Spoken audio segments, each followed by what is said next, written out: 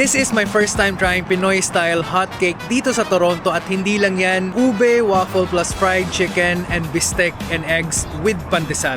Dito lang yan sa Basi Philippine Cuisine. Tara, samahan niyo ako. May kasama tayo ngayon sa ating food trip. What's up, bro? Francis from Davao. Ito naman si Patrick Bayan! from Cebu. Nag-create ng halo-halo dyan. Tapos ito naman yung kanilang bistec and eggs with pandesal. Ayan, napaka-soft. Ito na ang kanilang Pinoy-style hotcake. Napaka-nipis talagang Pilipinong-Pilipino talaga. May fortune cookies Oo, po. kaya nga eh. Ano gusto na ng rice? Rice pare. Parang hindi uubra tong pandesal sa amin eh. Rice is life talaga eh.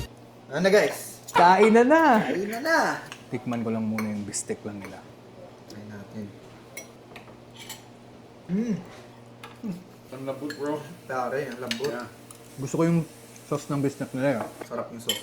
May ano pa tayo, may ube waffle tsaka ano. Last ka lang.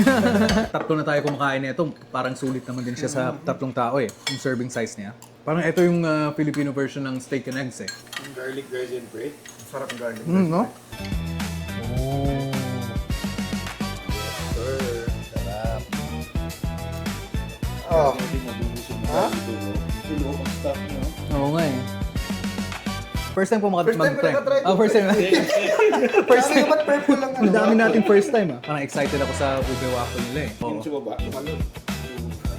Tumalon, tumakas.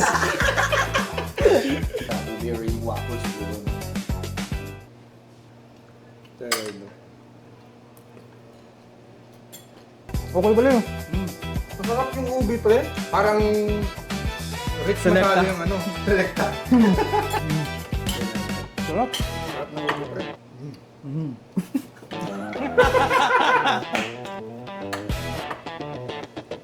Purple na waffle talaga, no? May feeling talaga. Ano? Ito, no? Yun no? Oo. Ha? Ube overload talaga pala. First time ko ganito, bro. Manok sa eagle sa... Yeah, actually, first time ko rin. Ako din. Pagsamahin yung pancake, tsaka chicken, tsaka uli.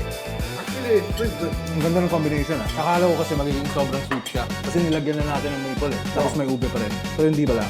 Okay. Dami iba siya. Seryoso din. Sulit ko na. Parang nakapag ito yung pancake no. May halo-halo pa tayo. Uy, ano pa pala? Anak, walang natira. Wala. Masarap eh. Wala na, ubos na. Walang nag-overpower na lasa. Tsaka yung combination nila, perfect yung combination nila. Gaano ka perfect ba? So perfect ng ano ko. Pray! Yun oh. Oh. Nipis siya tingnan pero ang bigat niya pala. Kulang na lang nito margarine eh. Nasungkan konti. Oo. Saka Margarine. Kumusta ba with ube? Sarap, pre! Sa atin lang, bro, is medyo orange yun eh. Medyo orange yun. Oo. Ganyan. Pero pretty close na din siya. Oo. Di ba? Sabi ko na, sabi mo. Ano sinabi mo, Mark? Ubus! Ubus din eh. Ubus! Busog na. Busog na oh. Grabe ang busog namin. Yung halo-halo namin, grabe, wala na. Nalanay na. Unsay nalanay sa Tagalog? Natunaw. Labaw na melt. Melt na ang aming halo-halo. Ang ganda pa naman sana ng presentation nila. Pero huwag kayo mag-alala kasi kakainin din natin yan. Sayang yung pagkain. Busog nga, grabe. Nabusog kami sa ube waffle tsaka sa pancake, sa hotcake. Pancake and pancake grabe. Oo. Bigat. Akala ko manipis din. Oo nga eh. Kayong waffle, pre, champion. Champion. May halo-halo pa tayo ah. Kaya pa. Pinakaloka, Yan. pinakasirada. Ginawang sabaw yung halo-halo sa hotcake eh. Yan ang gusto ko kay Francis. Mahilig mag-experiment. Philippines. Philippines overload talaga kasi halo-halo pancake. Oh, anong lasa pre? Sarap, pre. Oo. Masarap yung sabaw mo pre. Kakaibang sabaw, purple.